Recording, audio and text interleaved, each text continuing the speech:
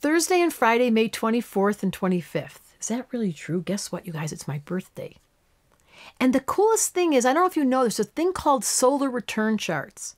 And astrologers around the world have done this. On your birthday, they look at the chart and then they tell you what city to fly to change your rising sign at the moment of your birth to set the theme for the upcoming year. So what I'm about to report to you today about this date is actually going to affect me, so they say, for the upcoming year, because this is my solar return chart. So the sun is in Gemini and the moon is in Libra. They're both air signs. So there's a trine, 120-degree mark between Gemini being air and Libra being air.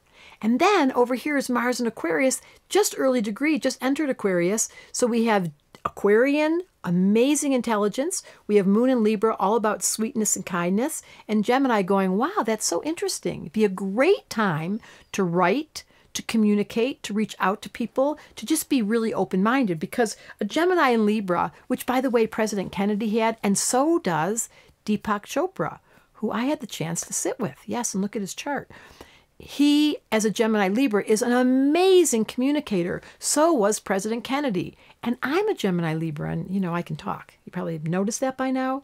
So this flavor is very light and fast on their feet and very intellectual. And because there's a grand trine to say yes to all that communicating, it's like the words just come. Sometimes when I'm speaking and I'm here with you on these videos, I just open up the top of my head and then I let the channel happen and down it all comes, like right now.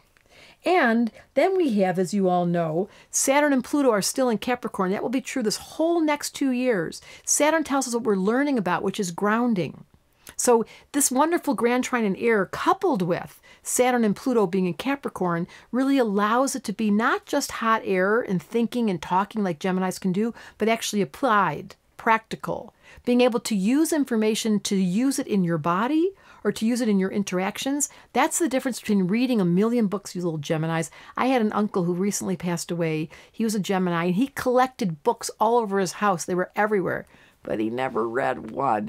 And he was a Gemini. I mean, that's what they do. So they have all the stimulation, but do they have the attention span to go deep and follow the instructions? Well, if a baby were born today with this particular configuration, because they have Mercury in Taurus, Sun in Gemini, Saturn and Pluto in Capricorn, and a grand trine in air, wow, would this baby be smart? So I'm going to ask you guys, take advantage of this moment to use your intelligence, look around your world, start journaling or writing or communicating, and using the gift of the gab to actually be practical. So what is it you need to change? It's a great day to ask that. Moon in Libra is so sweet and so kind.